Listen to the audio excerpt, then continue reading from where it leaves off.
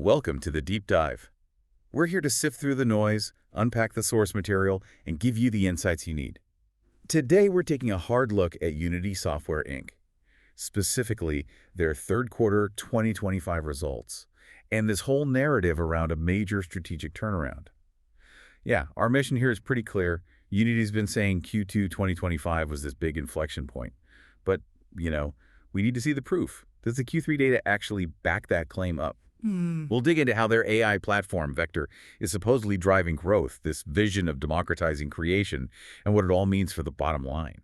Well, looking at the sources, the inflection point argument, it seems to have some legs. The Q3 results definitely beat expectations. Revenue, profitability both look strong. You can see some real financial momentum building, which, is exactly what you need to see if a turnaround is actually happening. Okay, let's break that down. Start with the headline numbers. What did Q3 actually look like financially? All right, so total revenue landed at $471 million. That's up 5% compared to last year.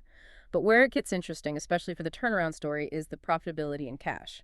Adjusted EBITDA was $109 million. Which works out to what, margin-wise? That's a 23% margin. And importantly, that's an improvement of 200 basis points year over year. 2 full percentage points. Right. Yeah, and maybe even more telling is the liquidity. Free cash flow, the FCF, hit a record $151 million in Q3. Record SCF. Okay, that's big. Wasn't Q2 also a record? It was. So this is the second straight quarter of record free cash flow generation. That definitely signals some stability. Record cash flow is obviously good news, especially after all the restructuring noise earlier. But how much of that is real operational efficiency versus, say, just the result of cutting costs really deep or maybe some one-off benefits? Is it sustainable? That's the million-dollar question, right? Management insists it's mainly operational leverage. Better collections, tighter expense control, and critically, the monetization tools performing better, which brings us to Vector AI. They argue it's not just cuts. And having that kind of cash flow, well, it gives them options strategically, right? Flexibility. Okay, beyond the top line in cash, the operational metrics often tell a deeper story about customer health. I'm thinking about the dollar-based net expansion rate, DBNER. Saw some movement there. Huge movement, actually. DBNER, just to remind everyone, tracks how much your existing customers are spending compared to a year ago. Below 100%, they're spending less. Above 100%, they're spending more. So it's a key health indicator. Exactly. And it climbed significantly. It hit 103% at the end of Q3 2025. 103%. And where was it a year ago? Just 94%, Q3 2024. Wow. Okay. So going from 94%, meaning customers were actually reducing spend, to 103% expansion, that feels like concrete evidence of a shift. What drove that jump? It seems to be a mix. Strong subscription revenue growth, probably price increases playing a role there, maybe more enterprise adoption, and importantly, much smaller declines in the growth solutions segment. The growth segment. That's their advertising and monetization business, right? Where Vector AI fits in. Precisely. So better performance there is key to that DBNER recovery. It means existing customers are finding more value, likely earning more through Unity's tools. Which brings us squarely to Vector AI. The growth segment revenue itself was $318 million, up 6% year over year. But you mentioned acceleration. Yeah, the year-over-year is okay, but the quarter-over-quarter growth was 11%. And the sources are pretty clear that sequential jump was almost entirely down to Vector AI rolling out and getting traction. Okay, so what is Vector AI doing differently? They talk about vastly larger quantums of data, but what does that mean practically? Well, the jargon aside, the outcome is it's designed to be much more scalable and performant.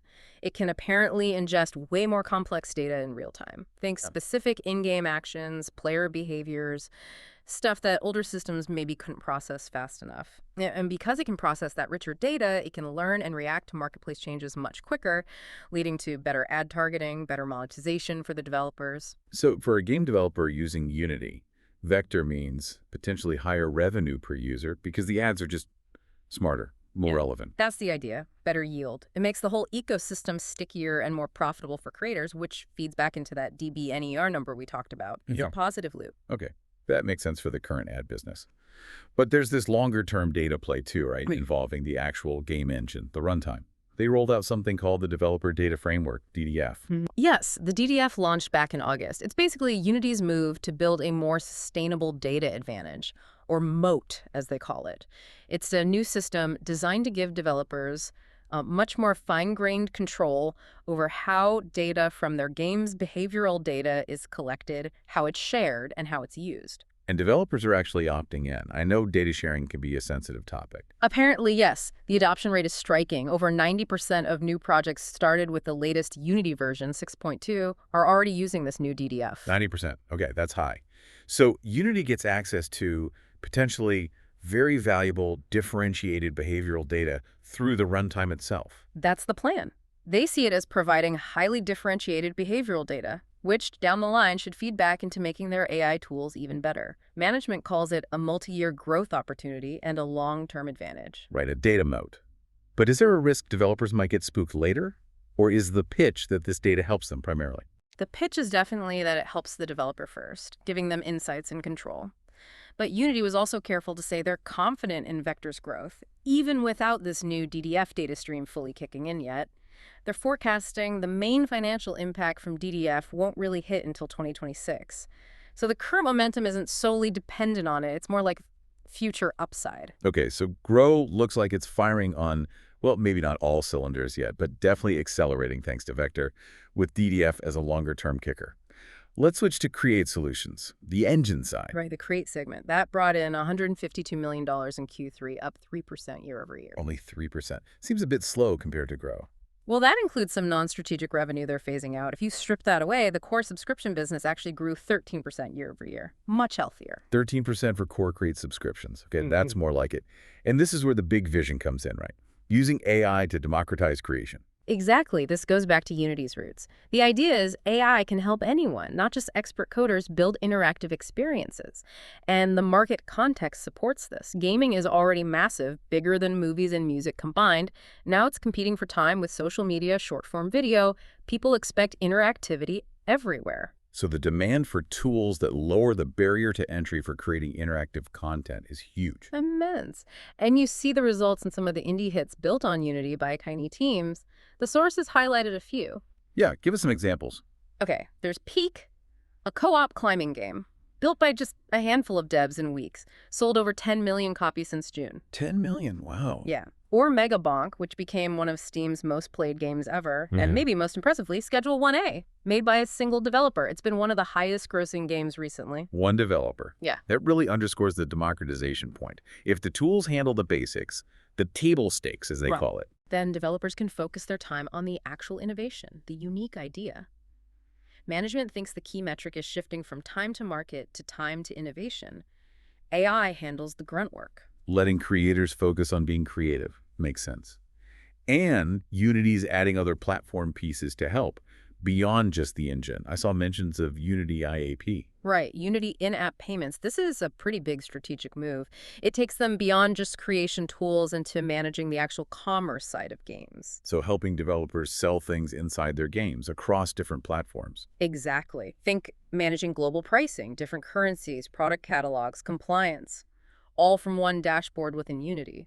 Before this, developers had to juggle separate systems for iOS, Android, web, consoles. It's a huge headache. I can imagine, especially for smaller studios. For sure. And the market is massive, over $120 billion a year in mobile game IAPs alone, and Unity says most of that happens in games made with their engine.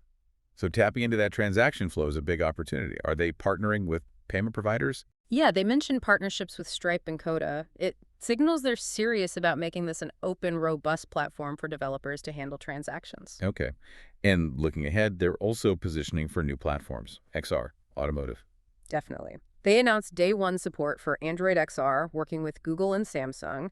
That AR/VR market is expected to grow almost 40% next year. And yeah, automotive too, especially in China, building those in-dash infotainment experiences. The strategy seems to be wherever interactive content happens, Unity wants to be the default engine. Makes sense. Okay, let's pivot one last time to operational discipline. The turnaround isn't just about growth, it's about profitability too. How are margins looking? They're looking much better. Adjusted EBITDA margins are up 400 basis points just since the start of 2025. 400 basis points this year alone. How? Primarily through cost control. Steady execution on reducing operating expenses, sales, and marketing. G&A costs have come down as a percentage of revenue. Seems like they found efficiencies. But this came after some significant restructuring earlier in the year, right? Layoffs, strategic shifts. Yes, that was part of the reset. The sources note about $23 million in employee separation costs, plus another $16 million in other related charges in the first 9 months of the year. Necessary pain, it seems, to get to this leaner structure. And there was also that accounting adjustment related to the Weta FX acquisition. Yeah. Something about intangible assets. Right. They revised the useful life estimate for some intangible assets, mainly from Rhoda, from like 4-7 years down to 1-3 years. Meaning they took a bigger amortization hit now. Exactly. It resulted in an extra $39 million in amortization expense in Q3, mostly hitting the R&D line, basically acknowledging that some acquired tech isn't being actively developed anymore. So they had to absorb a $39 million accounting charge in Q3. And they still beat expectations on adjusted EBITDA, which, makes the beat seem even more solid, operationally speaking. They powered through that accounting headwind. That's important context. So with the cleanup seemingly done and margins expanding, what's the outlook? What's the guidance for Q4 telling us? The guidance suggests the momentum continues. They're forecasting Q4 revenue between $480 million and $490 million. Okay, sequential growth from Q3's $471 million. Yep. And they expect the Grow segment to keep accelerating with mid-single-digit sequential growth. Create, excluding the non-strategic stuff, is guided for high single-digit year-over-year growth. And profitability. Adjusted EBITDA projected between $110 million and $115 million. So continued margin expansion implied there too. Yeah. Oh, and one other point on Outlook China. It's becoming increasingly important. Revenue from Greater China grew from about 15% to 20% of their total over the past year. 20% from China. That's significant. Yeah, it impacts both Grow and Create. They highlighted Unity's unique position there, working across all the local platforms like OpenHarmony, plus that automotive presence we mentioned. It provides a solid regional base. Okay, so let's tie this all together. We set out to see if the inflection point claim holds water based on Q3. What's the verdict? Well, we've seen clear financial acceleration, especially in cash flow. The DBNER flipping from contraction to expansion, hitting 103%, feels critical. That's driven largely by Vector AI reviving the growth segment. And they're doing this while improving margins through cost discipline, even absorbing that Weta write-down. Plus, they're rolling out strategic pieces like IAP and DDF for the future. Yeah, based on the Q3 data presented, the narrative of an inflection point seems pretty well supported. Yeah. The numbers are moving in the right direction, measurably. All right, so let's leave our listeners with a final thought, building on this idea of AI democratizing creation. Unity's betting that AI will free up developers from the basic table stakes work. If that happens, if AI really does abstract away the baseline drudgery of making interactive content, what kind of completely new, maybe currently unimaginable interactive experiences will the next generation create? What happens when the starting line is effectively automated? That's a fascinating question. Does it lead to more innovation or just more noise? Something for you to ponder. What does creativity look like when the tools become that powerful? That wraps up our deep dive into Unity's Q3 and their turnaround story. Thanks for joining us. Keep exploring, keep questioning.